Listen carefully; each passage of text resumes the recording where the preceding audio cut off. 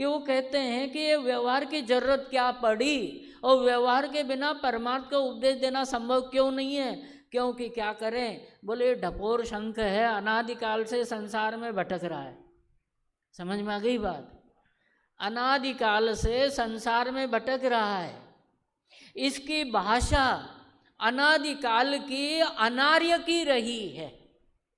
बात समझ में आ गई?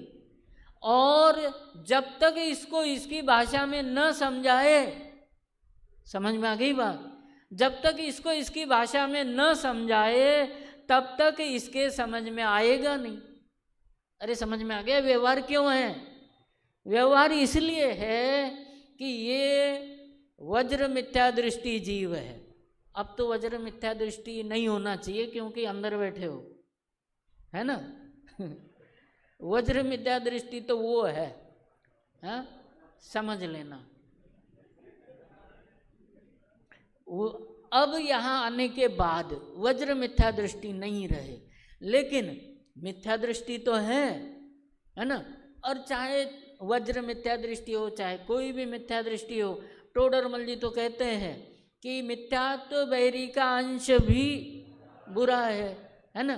तो मिथ्या तो छोटा हो, चाहे बेवकूफ़ छोटा हो चाहे बड़ा हो, बेवकूफ़ तो बेवकूफ़ ही है ना। तो इस जीव को जो अनादि से संसार में भटक रहा है, ये कैसा है? मिथ्या दृष्टि है। इसकी भाषा अनार्य की है और इसको समझाना है।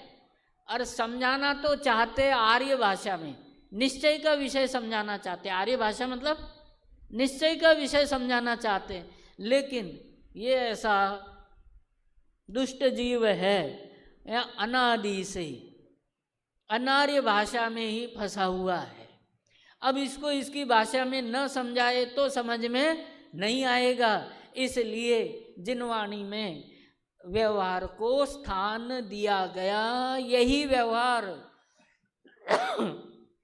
न हो तो निश्चय समझ में नहीं आएगा।